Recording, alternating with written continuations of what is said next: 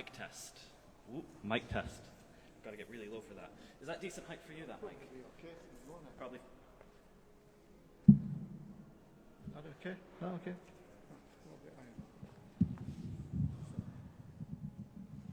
That okay? Can you hear me, Gene? Now it's okay, yeah. I've given it a tweak. All right. I might need to bend over a little bit, but that's all right. Good afternoon, everybody, and welcome to this Heritage Talk at Hull Minster, part of our 600th anniversary this year at Hull Minster. For those of you who attend a lot of these Heritage Talks, you already know the deal, but for those of you who are new to some of these Heritage Talks, welcome. This is a series that we're running over the course of the year, and I'm hoping, because the facilities guy, he said, be back with the mic, who's just making eye contact with me now as he comes down the hallway. Everybody turn back and look at the facilities man. Is he? Have you got the mic, James? Or the controller? Not on my desk. Oh. Hide and seek. Thank you. You know more than I do. Thank you.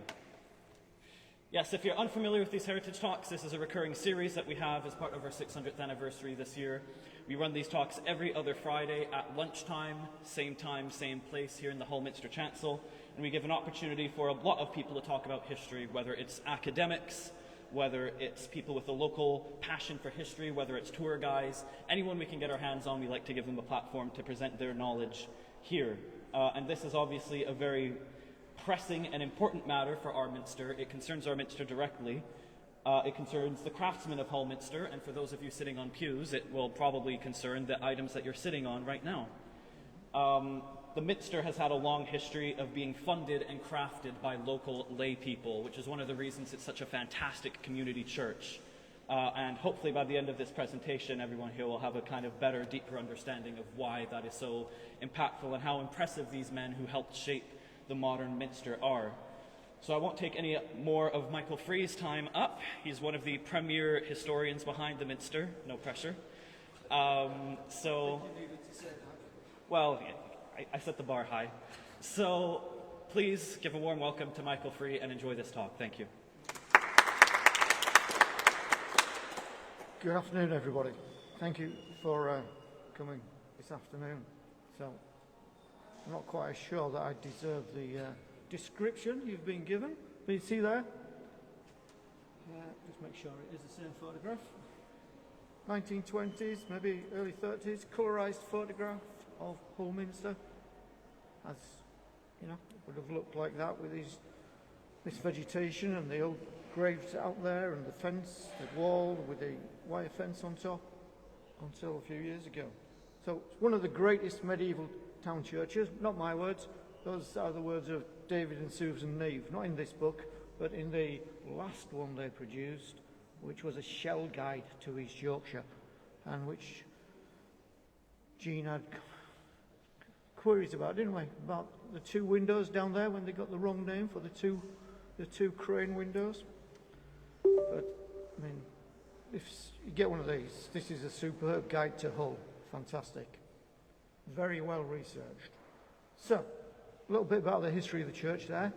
As you probably know, before this wonderful stone and brick building was here, there were at least two small wooden chapels, one of which was burnt down around about 1220, something like that.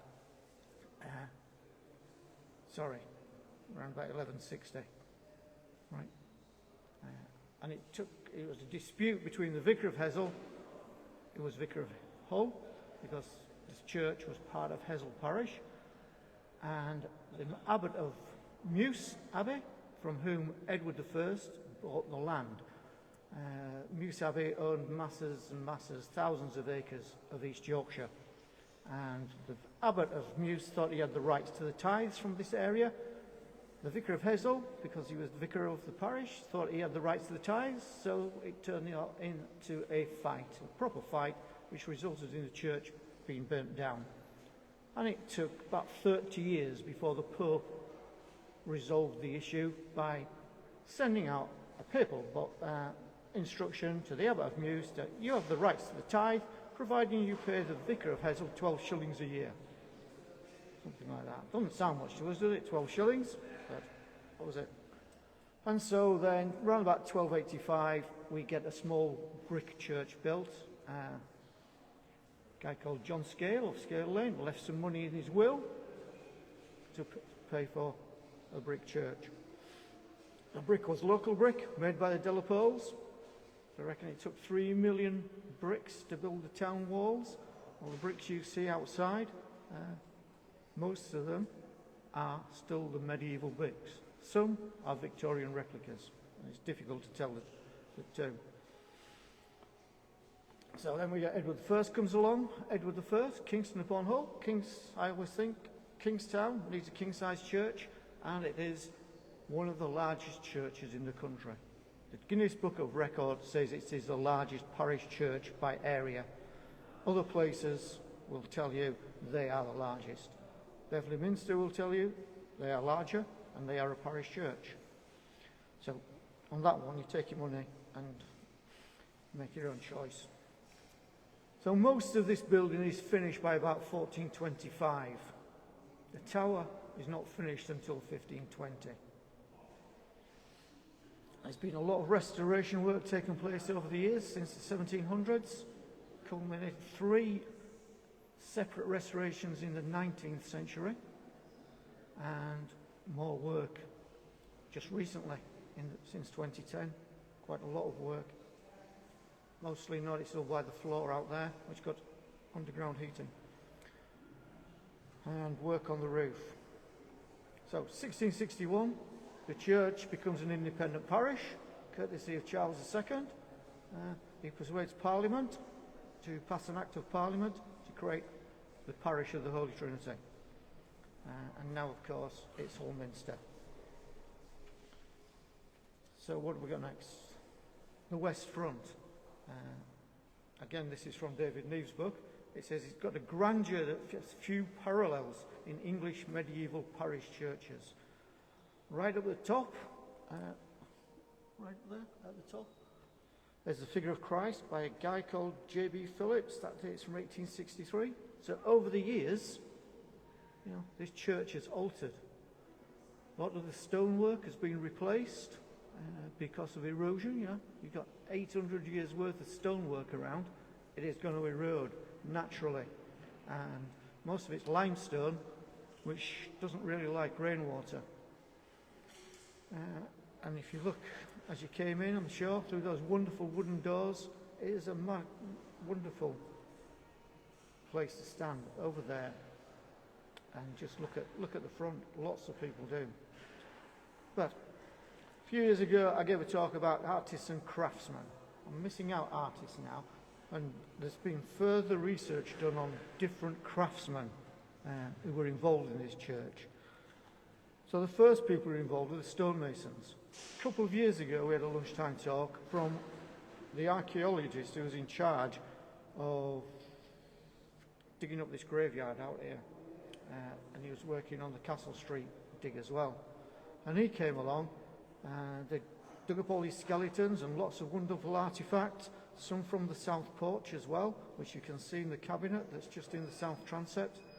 And he said, we've tried to find the foundations of the Minster, but we haven't found them yet. We don't actually know what they are like. And I've been thinking about that this week. What were these foundations like? He said, we think they were oak logs or oak rafts, and on top of that, huge, massive stones, like the biggest of these memorial stones on the floor down either side of the choir. He said, we think that's what it was like. We're not sure. I was thinking the other day, Hull is basically built on a bog, on marshland. It was flooded. You will all know, have experience of Hull having flooded during heavy rain in autumn, maybe in spring. We've got the tidal barrier now, so it doesn't happen as often. But it did happen a few years ago when quite a large part of the Oak Town was flooded again. The floor you are sitting on now is raised up from the floor of the 2 aisles, but the main floor is actually 4 feet higher than it was originally. So if you see that little window down by the cafe entrance, down by the south door, which was the Mariners' Chapel, and never wondered why it's so low down, you've got to think the people were standing 4 feet lower when they looked through that window or into that window. So I think, oh, you know, Settle and Carlisle Railway, North Yorkshire Moors Railway from Pickering to Whitby. How did they build that? They used bales of wool. They used massive piles of heather and put those in to stabilise the ground and soak up the moisture. And then put the hardcore down on top of that. So how did these guys build this place? It's a huge, how many thousands, hundreds of thousands of tons of rock, stone, bricks, wood has been used to build it. And what stops it from sinking? And these archaeologists guys say, we honestly don't know. We think they put concrete we think they put wooden rafts down and then laid these huge stones, you know, 6 feet long and 4 feet wide, and then built the stonework on top of that. They said, we haven't found it yet, so where is it? We know about the tower, as we'll see a picture of it at the moment. But we do have the names of 2 craftsmen from the Middle Ages, from the time of Edward I. We have this guy called Walter of Hereford and another guy called Michael of Canterbury. But as you can see from their dates there, Walter dies in 1309, Michael dies in 1321. They don't spend a lot of time here. They probably did come here to advise the master masons who were around this area. But we probably also have people from places such as Howden, Beverley, Pocklington, Patterington, Heddon come along and advise as well. Every society, every town had its master masons. But these 2 guys probably advised. And when people like David Neve and Susan Neve and the other people are writing books like this, they don't say that was by Michael of Canterbury or that was by what they say it's in the style of, which means that these master masons are passing on their skills to other masons. So it's more than likely that there were masons from all over Yorkshire, master masons. But you know the thing about apprenticeships, don't you? A young lad of about 12, maybe even 11, 12, he'll take on a role as an apprentice working for a master mason. He'll probably spend his first 2 years on the job sweeping up and learning the rudiments of chipping away at a piece of stone with a hammer and chisel. After 7 years, he will become a journeyman mason. That is, he can go out and work for someone else. He might stay with the master mason. The master mason might be his father. But usually they send them to someone else. And after about another 5, 6, 7 years of being a journeyman mason, he could then apply, if you like, find, if he's lucky, a post as a master mason. It's going to take him a while. He's not going to get there very quickly. He might have to wait 20 years to become a master mason. But you can see the work all around you of these master masons. And Walter of Hereford and Michael Canterbury were certainly 2. So back to the tower. These are oak logs. If you can see this measuring stick, it's about 3 feet, 4 feet long. These oak logs are about 18 inches wide. 1906, the tower is collapsing. It's sinking. Along comes an architect called F.S. Francis Stead Broderick, son of the great Cuthbert Broderick. He is appointed to sort out the problem. He employs a firm called Freeman from London. You know them better as Freeman Fox and Partners, who built the Humber Bridge. Same firm, just amalgamated with others. They come up from London and they solve the problem. They take out these wooden logs, they put in concrete. So the tower is nice and safe now. We hope that concrete's been there for 18 years? Nearly 120 years? concrete's been there, so we hope it'll be safe. So we know what the tower foundations are like, but you can see there some small pictures of masonry. If you look at all these wonderful columns, you can see all these carved figures. If you go down there, you can look at the poppy, you can look at down there, they're all wonderfully carved and gilded and painted. They're fantastic. These guys, you think of the tools they had, rudimentary tools, wooden hammers, stone hammers that they made themselves, made them into a kind of conical shape with a flat top, ranging in size, as we shall see on another slide, from being about this long to being this big, from being this wide to being that wide. Incredible tools. And each man had his own tools.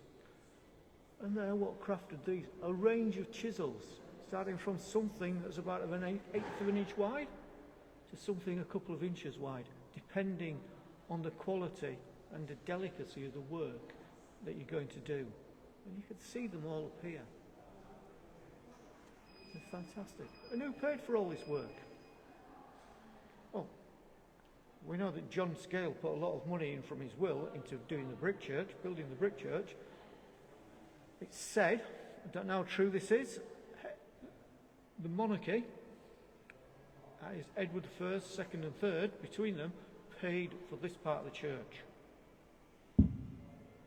for the choir, the chancel. The townspeople paid for the nave. The wealthy merchants put their money in. What did they expect in return for that? Well, they expected life everlasting. They expected by putting money in, they would get a sure path directly to heaven. They also expected that they might get their faces recreated in some of these people you can see about you. Yeah? So where did these people come from? The ideas. I'll just read you a little bit from a book which is by John Mortimer. Sorry. Something's disconnected just quickly. We're being timed out. Bye. You're on. Here you go. Right. So, we'll put the glasses. Right. This is actually from a novel.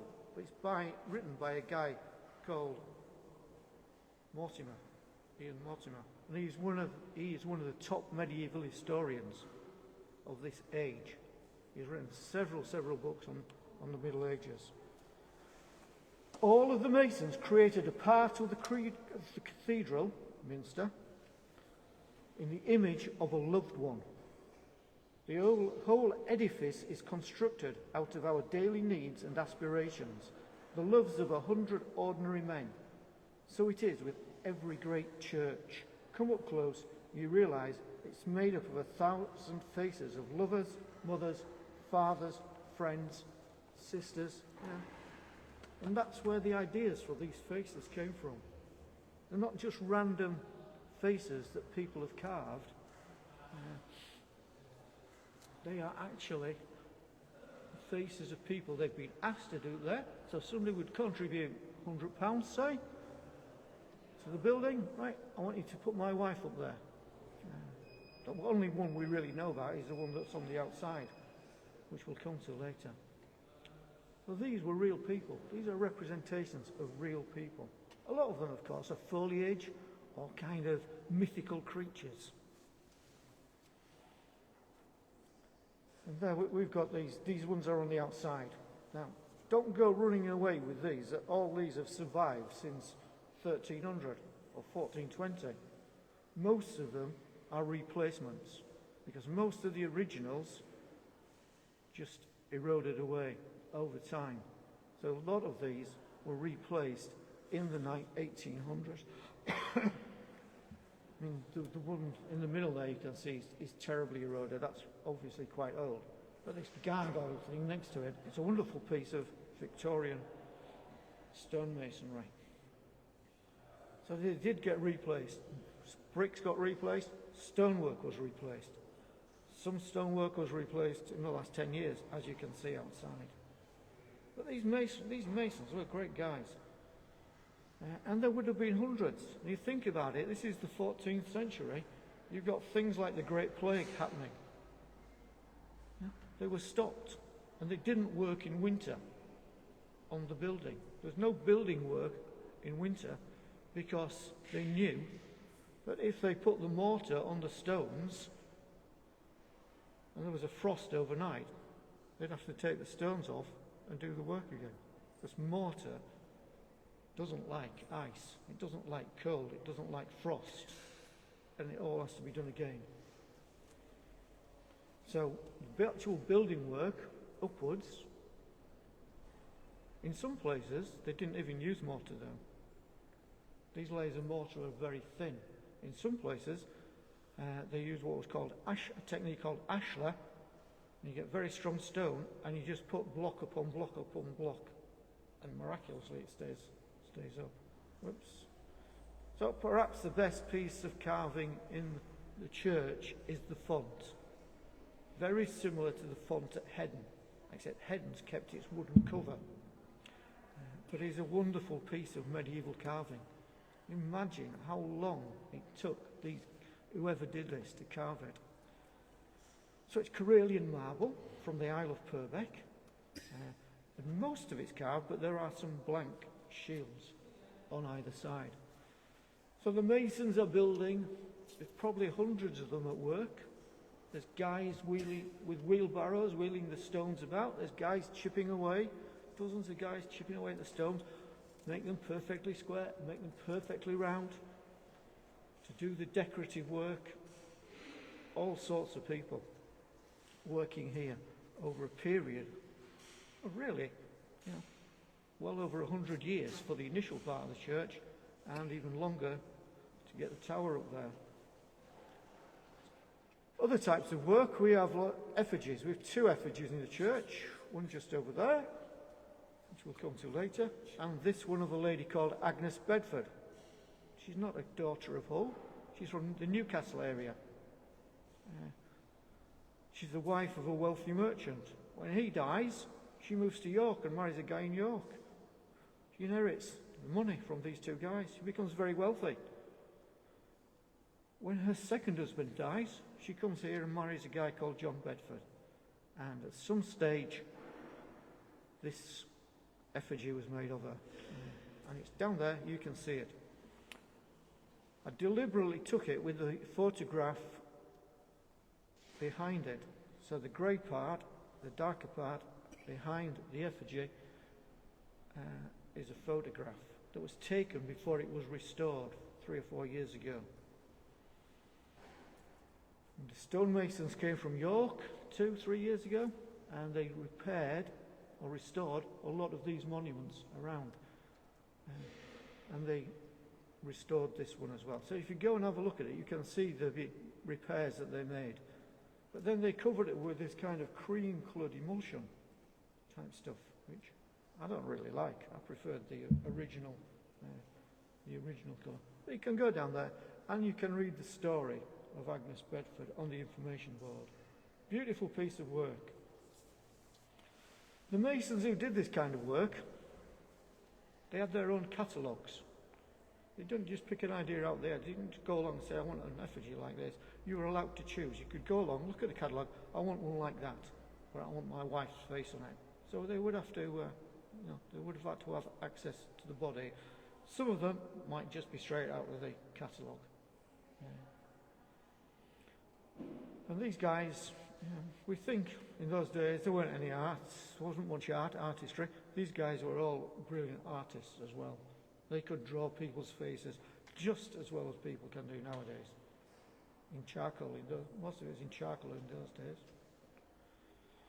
Next, we've got over there the bone of contention as to who it is. It used to be thought it was a Delapole. About 3 or 4 years ago, someone came along, maybe longer than that, Gene. Someone came along, somebody knew all about architecture, and they had a look at it and said, no, it's not a Delapole. The dress that the woman is wearing, the garb that the chap is wearing, it's too late for the Delapoles. So we think it's somebody called De Selby. Robert de Selby. The de Selbys were wealthy merchants. They also had a fleet of ships. They also ran a ferry from Barton to Hesel. In 1297, Edward I used that ferry at Christmas, just before Christmas, to go and stay at Cottingham. He used it 2 or 3 times because he was fond of going to Cottingham for some reason. And the mythical story is that while he was staying at Cottingham, he went out boar hunting with the Lord of the Manor, and that's when he found Hull and then bought the land. But we know that Robert was a wealthy merchant, Robert de Selby, wealthy merchant, and he would have paid, if it is de Selby, because someone else has done some research since and said it's not de Selby. So, you can never tell, can you? Somebody's always changing their minds. So if we think it's Robert de Selby, they were wealthy merchants. De Selby was mayor of Hull several times, and he did found a chantry chapel. So that piece of work over there is made out of alabaster. And we've got just there, you can't see it from where you are, this Wincup Memorial. Quite a lot of people come in and say, why have you got William Shakespeare up there? What's he got to do with Hull? Well, yeah, it does look a bit like William Shakespeare. It's of the same era, and there is a theory that it might have well been done by the same craftsman. But I don't know whether that's true or not. But that is how Mr. Wincup would have dressed for his role as lecturer at the school there and in this church, and as master of the Charterhouse. It's one of the very few Latin memorials in the church. So there's about half a dozen round about the church, if you look carefully, Latin memorials. But that one's got an English translation underneath it. And up until a few weeks ago, there was actually a laminated card there, which on this table out here, which told you what it said. So it's a beautiful piece of work made by a 17th century craftsman. Again, a master mason. Then we come to the 19th century. Now, when you go out, behind this photographic display, there are 2 absolutely wonderful monuments. The Ferrers Memorial and the Appleyard Memorial. Now, Thomas Earl married into the Appleyard family. Thomas Earl is one of the greatest sculptors of the 19th century. He's born in Hull. His father came from York. His father was a stonemason. He couldn't get enough work in York, so he came to Hull. He had 3 children, John, George and Thomas. And George, the father, married a girl called Mary. She was the daughter of a local architect. So he called his daughter Mary. When these 3 lads got married, John, George and Thomas, they all got married. Well, 2 of them got married to a Mary and 1 to a Maria. And they called all their kids John, George, Thomas, Mary, Maria. And it's totally a nightmare to research their family history. But Thomas is the premier artist. He is the premier craftsman. He and a guy called William Day Keyworth Jr. was 2 of the best sculptors Hull has ever produced. They both go to London when they're young, fairly young, and stay in London for most of their lives. So these statues, these memorials out here, are quite possibly made in London and then transported up. But they are wonderful. There's another one over there. So there are 4 by Thomas Earl in the church. That one over there is actually his own memorial. That's a memorial to Thomas Earl, carved by himself, inscribed by someone else. All beautiful pieces of work. So you can see all around you how good these craftsmen were. There it is. That's Thomas Earl's memorial. Picture of Thomas Earl, portrait, and the transcription underneath. He's buried in Springbank Cemetery. And a couple of modern memorials just to finish off, just to show you that modern masons are equally as good as medieval masons. These are 1960s, paid for by Colonel Rupert Alexander Alex Smith. Some of you may remember him. He was a war hero. He was Lord Lieutenant of the county, Deputy Lieutenant before that. I think he was Mayor of Hull at some stage. He paid for these wonderful memorials. One is his grandfather, and the other's himself. So it was his family that paid for the second one. And they were designed by a guy called Robert Sims and carved by a guy called Dick Reed. There's a very similar one in Hessel Church, which is again a memorial to Rupert Alexander Alex Smith's grandfather, John Smith. So that's the guy in here. He was a timber merchant from the northeast. Came down to Hull to work, set himself up in business as a timber merchant. Eventually, he formed a partnership with a guy called Horsley, and that formed Horsley Smith timber firm, you might remember. They are still in existence, but not as Horsley Smith. They're one of the big builders' yards now. But at some stage, the son of John Smith, who was called John Smith, decided to change his name to John Alexander Alec Smith. So the name became surname became hyphenated. But they are beautiful pieces of modern work. So 2023, we have all this restoration going on. The Bedford effigy, some of these memorials. That one there, you see that one there right in the middle, that was definitely one of the ones that was restored. The the Alderson Memorial, which we'll see a picture of later, that was restored. And this person here is actually a young girl of about 18. She wasn't yet an apprentice. I said to her, "Are you an apprentice?" She said, "No, I haven't got to that stage yet. I'm pre-apprentice."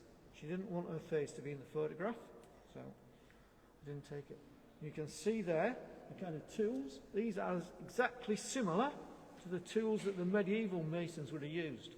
All metal. Of course, the metal they use nowadays is much, much better. It lasts much longer. The tools don't need to be sharpened quite as often. And we had the master mason come and stand where I'm standing now a couple of years ago, and he told us all about his work. He was from Germany, but he'd worked in this country for years and years. He'd worked all over the country. Every major church you can think of the country, just about, he'd worked on. From London up to Glasgow and Edinburgh. So during the restoration work, we have this porch here. Is old stones taken out, new stones put in. But we've got these two wonderful portraits either side. The top one's a lady called Eleanor Crowe. Eleanor Crowe is the wife of a 17th century merchant. They're very wealthy. They're responsible for Crowe House, and they form a hospital, not as we know a hospital, but as a place where elderly people, disabled people, could stay and live. And they all had their own little room. They called them hospitals in those days, and there were several of them in the town. And that's Eleanor Crowe. She's also responsible for one of the people who set up a library in this building. So somewhere just down here, perhaps around about the south transept, or maybe by where the cafe is now, somewhere else, there was a library with chained books. But you could also borrow books from this library for a fee, and hopefully bring them back. So Eleanor Crowe, wonderful woman, a modern representation. That representation of her face could be taken from a portrait that's painted of the whole family in the 1700s. Below her is Mary Murdoch. You may have heard of Mary Murdoch. You may know that there is a bridge named after her that goes over the A63. She was the first female doctor in Hull. She was a suffragette. She was the first woman in Hull to drive a car. She must have been a formidable figure. But these are too modern. They've only been there 3 or 4 years. They are wonderful pieces of work. They're facing south. So in 100 years' time, quite a lot of those two faces may well have eroded away. Okay, so we finished with the stonemasons. we go to the wood carvers, because there are fantastic wood carvings in this church. You have to look up around you and see this fantastic work. Look at this pulpit here. It's the most wonderful piece of work you can imagine. But it's not the oldest. If just behind this end, the end of this pew here, just in front of Jean, looks a little bit old. The one next to it looks a little bit old. A couple over there look a little bit. They're thicker. You can tell they're older because they're thicker. These two at the front here, come and have a look at them later on. On there is St. George and the Dragon. That one there is the oldest piece of work. So when you have a look at it, we'll see a picture of it in a moment. It's a wonderful piece. So we know of several wood carvers in the business here. We do not know who carved that. We do not know who carved these.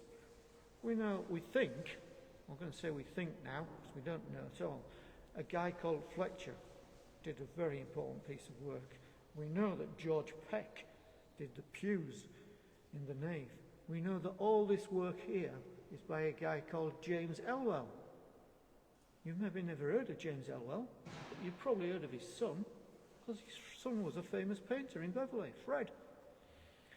And you've probably all heard of Robert Thompson, who's the mouse man from Kilburn in North Yorkshire. You get that right? Gone wrong here. I'm going the wrong way, aren't I? Need to go back. No? Something's gone wrong here, James.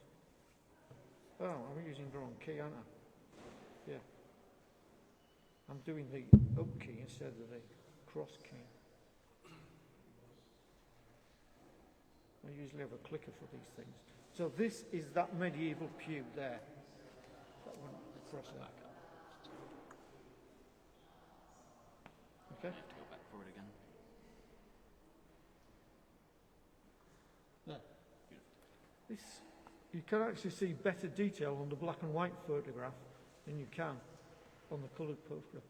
So this carving here are the arms, or is the arms, of a guy called John Tutbury. Tutbury is another medieval merchant. 1300s, died in 1433. His family come from a place called Tutbury in Shropshire. He was Mayor of Hull 5 times. He has the distinction of refusing Henry Bolingbroke, who became Henry IV. He refused him permission. Henry Bolingbroke had been kicked out of the country by Richard II, and he went to the continent. But he thought he had a right to be king. So whilst Richard II was away in Ireland trying to upset the Irish, Bolingbroke came back across the North Sea and landed at Ravenspurn, made his way to Hull, expecting to be allowed to spend the night in Hull. Tutbury closed the gates.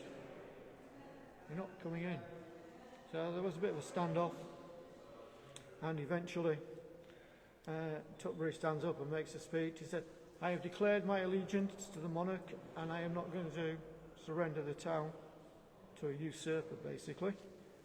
And so Bolingbroke and his men went off to Doncaster. What surprises me is that when Bolingbroke actually did become king, he didn't come back to Hull and take his revenge on Tutbury. As Tutbury remained alive till 1433. So he's a merchant and shipper. He's also a privateer. That means he was licensed to patrol the Humber, licensed by the king to patrol the Humber and to patrol the North Sea. And not only did he patrol it and, shall we say, investigate ships he thought were pirates, he also indulged in a little bit of piracy himself. But he got away with it because he had a license. But this is a wonderful piece of carving. We don't know the exact date, but I'm told it's 15th century. But, you know, there is more of Tutbury in St Mary's. So that's the oldest bit of carving you will see on that. St George and the Dragon, they are two different carvings, but they are on these two pillars here at the front. And these poppy heads these things, they're called poppy heads, those sticking up bits with carving on. If you go and look at some of those very, very carefully, you'll see that they are actually replacements, that the original's actually been sawn off and a new one put on. Or in some cases, you can tell that the original poppy head has just been recarved. So most of these pews are Victorian. You can tell that when Elwell did this restoration work in the 1870s, he kept some of the old pews. Some were replaced, but some look much older. Those two there at the front, behind you, they're obviously a lot older than the ones you sat in. So, and we don't know who did those. Some wonderful medieval craftsmen. But this community is just to my right here, at the very end. It used to stand directly underneath underneath the east window. It was a communion table. So it comes in three parts. You've got this wonderful backboard, that's one part. You've got the top, which is marble, I think, yeah, marble. And that was given to the church in 1753. We can be fairly certain about that. The Sykes family, wealthy merchants from Sledmere, the Sledmere House was the Sykes' main residence. But a branch of the family came down here and set themselves up as bankers. So that marble top was given by the Sykes family in 1753. And then the table underneath was made to fit the top. The unusual thing about the table is that it's only got two legs, which means it was always meant to stand against a wall. So you imagine you've got the table there, underneath the east window, tabletop, and then you've got this backboard on top of that. And then, above that, was that wonderful painting that's now over there of the Last Supper. And that was there till 1830. So none of this is here in 1830. None of this is here until the 1870s. You go right through from the west door, level surface, all the way through. You can see right through. So 1830s, that window is just about falling to bits. Has to be replaced completely. They take the picture down and send it to Hessel, because Hessel's the mother church. Joseph Robinson Pease, wealthy banker, said, I'll take it to Hessel. He lived at Hesselwood. I'll take it to Hessel, but it didn't fit. So they chopped a chunk off each end and kept it until 1870. Joseph Robinson Pease paid for it to be restored afterwards, but he never got the end pieces back. And then in 1870 he was brought back by Pease's son, Joseph Walker. So that would have been there, all of it. So, but we don't actually know for certain who carved the black background, the board. It's a wonderful piece of work. We think it was done by a guy called Fletcher. Up until a fortnight ago, I would have just said it was done by Thomas Fletcher without any hesitation. But now I know that the Thomas Fletcher I was told it was made by 6 or 7 years ago when I first started being a volunteer. It can't possibly have been, because he was only about 7 at the time. No, sorry, he was only about 10 at the time that was made. We know it cost 4 guineas, and we know it was made to the order of John Crompton, who was the church warden at the time. The parish clerk was a guy called Thomas Fletcher. Thomas Fletcher was a superb craftsman. He was a carver, gilder, and an artist. And he had dozens and dozens of relatives. There were dozens of Fletchers in Hull at that time. Most of them were either carvers, gilders, or artists, or woodworkers. So we think it was made by one of the Fletcher family. Because face it, if you're the parish clerk and you are ordering this, who are you going to give the job to? One of your family? More than likely. So it cost 4 guineas. I looked it up last week on the internet. That's £1,300 today, more or less. Go look at it. It is a wonderful, wonderful piece of work. There's some details. You can see a flagon there, and here you can see a cherub, which is on the leg of the table. So I think if you look there, you might be able to make out the brown underneath the black varnish or the black paint. It's all painted black. But there, where it's been touched over the years, it's worn through, and I think it's mahogany. I'm not 100% sure, but I think it's mahogany. Beautiful piece of work. And then you come to George Peck, the 19th century, out there in the nave. Guy was born in Hull. His mother and father are buried over there in the south transept. His brother was treasurer of the church, and he's memorialised in a brass plaque on the wall in the south transept. Great guy. He was baptised here. He would have known this church inside out. And he's a young man. He clears off to Australia. Lives in Tasmania for a while. Goes to live in Sydney. Meets a girl. Gets married. Have a child. They come back to England. They go to London because that's where his wife was from. They visit his wife's family. They come back up to Hull by 1841. They're on the census in Hull with 2 children. They have about 5, 6 children altogether.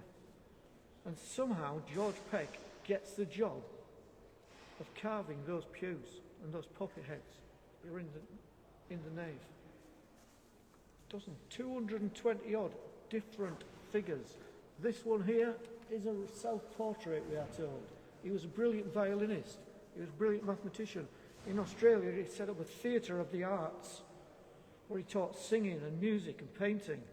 He also made what were called automata, which was like toys for kids, moving toys in the 19th century.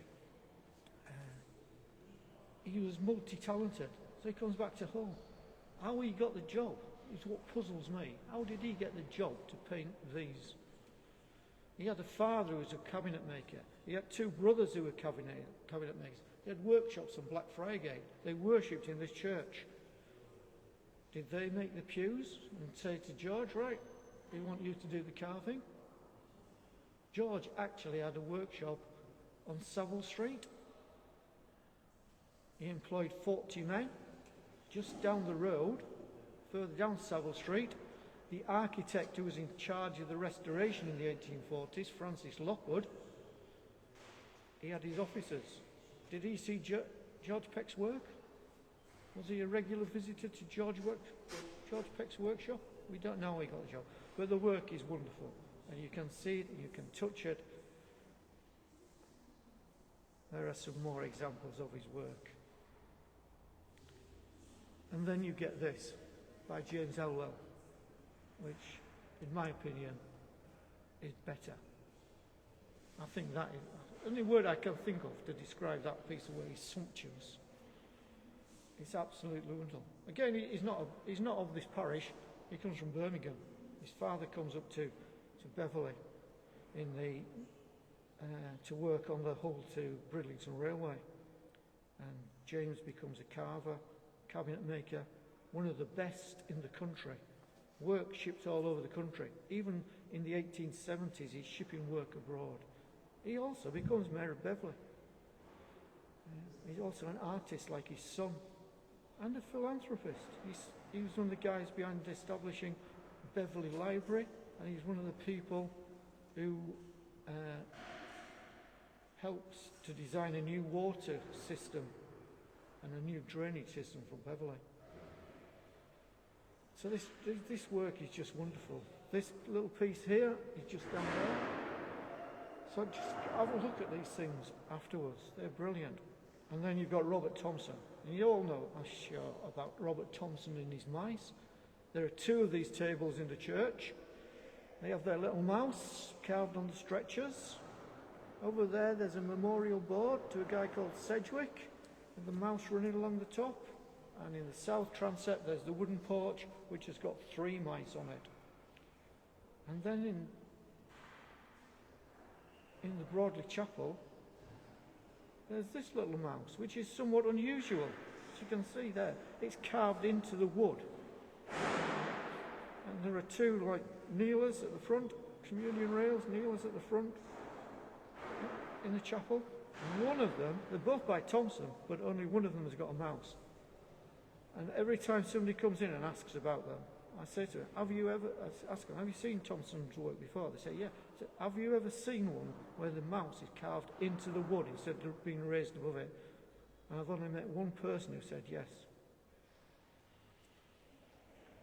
Beautiful, beautiful work, and very expensive nowadays. So, coming on to the last little part, the other craftsmen are the stained glass craftsmen, aren't they? Just over there in the what was Delapole Chapel, now the Broadley Chapel, in there are 4 pieces of glasswork, which was restored by the people from York.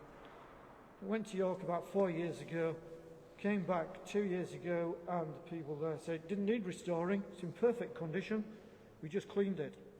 But instead of putting it back in windows, because originally it was in the outside windows, they put it into metal frames so you can go there and see it, and you can read the story behind it as well. Biblical stories on there, and also heraldic symbols. And then if you go down to the nave, you can see most people think these 2 windows are the best in the church. Walter Crane. Yeah, absolutely wonderful work.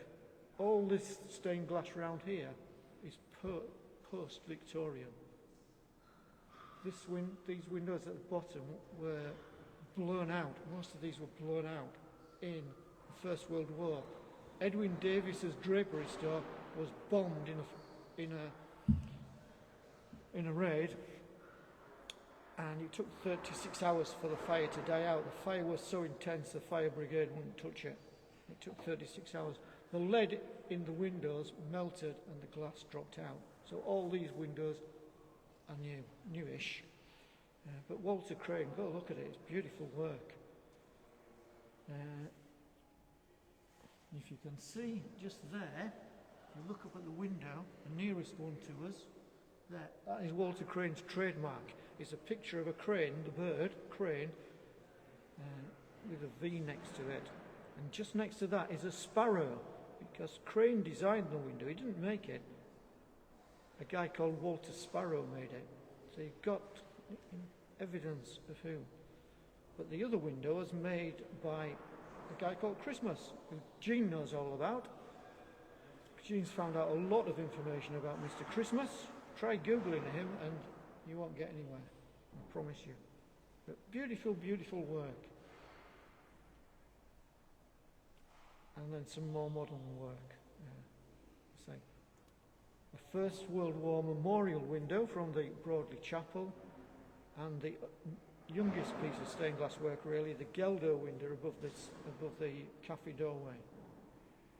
Absolutely wonderful work. And the last picture is the nave ceiling. You can't go away without looking at the nave ceiling. The nave ceiling is fantastic. It's designed by a guy called Thomas Binks. Binks was a painter and decorator, would you believe? It's amazing how many artists in 19th century Hull also found themselves as decorators, painters and decorators. Fletcher employed about 30 guys in his workshop, but he designed that. I'm not saying that he climbed up there and did the work himself. I'm fairly sure that his workers would have done it. But it is a beautiful piece of work. And if you want to see something really amazing stonework, stand underneath the tower and look up and see what's in there. That's only 1870s, the work underneath the tower. And if you look to each corner, you'll see a figurehead, a head. One's got a crown on, so I presume that's Edward I. One seems to be William Delapole. One's got a bishop's mitre on, so I assume that's the Archbishop of York. And one is a lady, which may well be Queen Eleanor, wife of Edward I. Or it may be the wife of William Delapole. We don't actually know. But it's very dark up there. But have a look. And thank you for listening.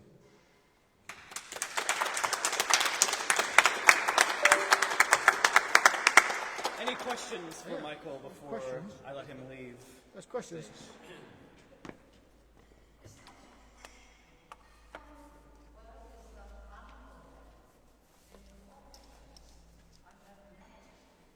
Which animal? Oh. The animal head. John took all the photographs of the poppy heads. So yeah, if you go down to the front of the church, there is a folder down there, and it's got in the whole story of George Peck, his life story. I've recently updated it.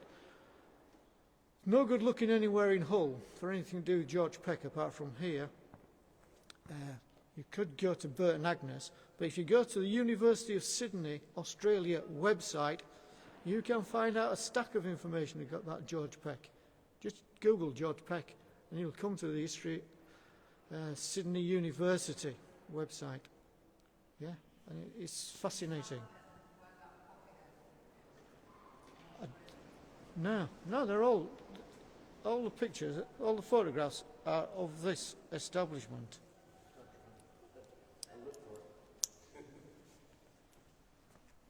Anything else for Michael before I get lots of shakes of the head? All right. I'm really glad you finished with a bit on George Peck because I'm going to wrap this up quite unusually by doing a really quick, just kind of 2-minute presentation on some revelatory information about George Peck that I received this week. So one of the great parts about this job is getting in touch with different people. And I had the fortune of waking up on Thursday to a fantastic email from someone from the National Maritime Museum of Australia who happened to know that this talk was on. And he said he would be part of the Facebook live stream today. So if Mr. Matthew Pohl is part of the watching crowd today, hello and thank you for your email. But he told me that he's been doing a lot of research into George Peck in the last year because in the last year, the National Maritime Museum of Australia has received a very interesting carving from who they believe to be George Peck, which is the following here. It's a ship's figurehead carved in Tanzania, and it represents an indigenous Tanzanian woman of a great importance to that island. The lady's name is Trukanini there, and she is one of the best documented Tanzanian Aboriginal people ever. She's a folk hero to Aboriginal people of that island, or perhaps even non-Aboriginal people of that island, a massive part of Tanzanian recorded culture. And it is attributed, in theory, because we don't know of any other carvers in that time around that area, to George Peck. So it's really interesting to see his Australian legacy kind of taking place as well. Interestingly, Matthew Pohl is actually in East Yorkshire in about a week and a half's time, and he's doing a talk in Whitby on the 1st of October. So if any of you are interested to talk to Matt Pohl, who's doing a lot of research on George Peck and his Australian legacy, it would be remiss of me not to plug his talk in Whitby on October 1st. I don't think the presentation is about George Peck in particular, but catch him after the talk and ask him questions. He will be in the Minster at some point to look at the poppy heads because, like I said, we have one of the greatest repositories of George Peck's work in the entire world here. So it was really interesting to see that. He pointed out these two poppy head carvings that are in the church as well. And certainly when you look at the Aboriginal carving here, the carving on the left there does bear quite a lot of resemblances, even though a lot of them are these kind of grotesque figures you'd see in church anyways. It's interesting to try to pick out, if you go along these poppy heads and try to see, oh, is there actually a little bit of Australian indigenous kind of symbolism in this artwork? Something really interesting to think about. So that's my quick little... He did go to Lincoln Cathedral in York Minster to study their carvings and made copious drawings of them, before he produced his own work. If you go to Burton Agnes or Hull, go to the church next door because it's the only other place in the country where there are George Peck carvings, pews and carvings. A totally fascinating guy, a Renaissance man in the 1800s who did absolutely everything. So that's it. I'll leave my snippet quite short. I want to thank everyone for attending the Heritage Talk today. For those interested, the next talk is on the 3rd of October. That's Mike Reimer, another one of our very knowledgeable volunteers, talking about the lives of master mariners in 17th century Hull. We saw the Crowles, for instance, who employed a lot of master mariners. Those who came to Heritage Open Days would have seen them acting in the crossing as well. So you'll be able to hear a lot about that and what was really the golden age of the maritime industry in Hull. Our next heritage event is so far not scheduled. We've done a lot of the heritage events for HT600, but we're currently in the works to try to do something really big for Remembrance Day. So knock on wood, everything there goes really well. I've spoken at length before about the importance of remembrance in this city and this church, so hopefully we can do it justice. I'll do my usual plug at the end of this. This is the 600th anniversary of the church, and it is a very expensive church to maintain. It does cost £1,000 a day to keep the church running, so if you can donate to the church in any capacity to keep this place running for future generations, please do. If you've worked up an appetite listening to Michael and myself, please do head to the cafe and grab yourself a bite. And hopefully we'll see you all on October 3rd for our next talk. Thank you so much.